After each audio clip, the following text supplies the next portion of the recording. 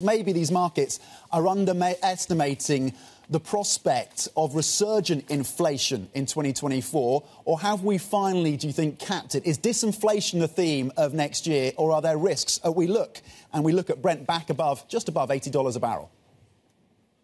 I think disinflation was the theme of the past 6 months.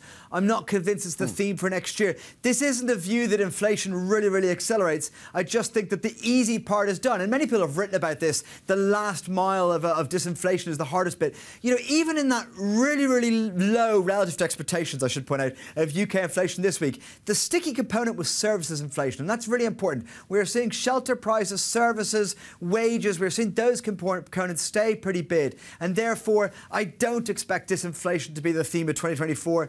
I think the only way you get that is if you get a much worse growth scenario. And at the moment, growth is tending to hold up. And we saw that at retail sales this morning in the UK data. The consumer is still spending right into November at least. And it looks like from borrowing data, it's spending into December as well. Mark, how comfortable are you with the market pricing around 150 basis points of cuts from the Fed in 2024? Does it give you a level of discomfort, or would that be a kind of forecast that you might lean into? Look, I think that only works, and it'll be more than that, if there's a deep recession next year. I'm still worried about growth. Now, obviously, I was expecting the recession to start around now, and there's no sign of that yet. So it looks like I might be a bit premature in that area. I'm still worried about growth, which means we could get those rate cuts. I definitely think those rate cuts are wrong if we don't get that growth slowdown. And I think, in fact, it'll end up being way fewer rate cuts if we have the optimistic economic outlook that the Fed is trying to portray and many people out there exist. So I don't think we can have the best of both worlds, no. In that way, I think the rate pricing is wrong, but this is not the time to fight it at this time of year, just after we got that very clear Fed message that they are looking to cut rates. They do believe in this perfect soft landing. It is about tweaking. This is not the time of year to fight that.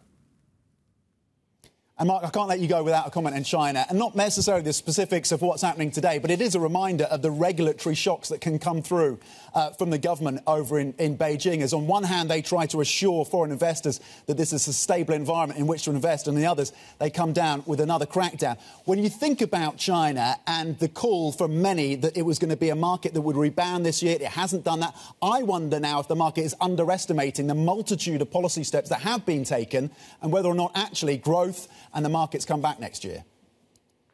Yeah, I mean, look, as someone who is in that camp who got China very wrong, it's been my big bogeyman of 2023, and we're coming to that time of year where you're kind of looking back at what you got wrong and are you going to learn from it? The clear lesson is those who said China was uninvestable for 2023 were clearly the ones who proved correct. So anyone who wants to be bullish has to be extremely cautious for 2024.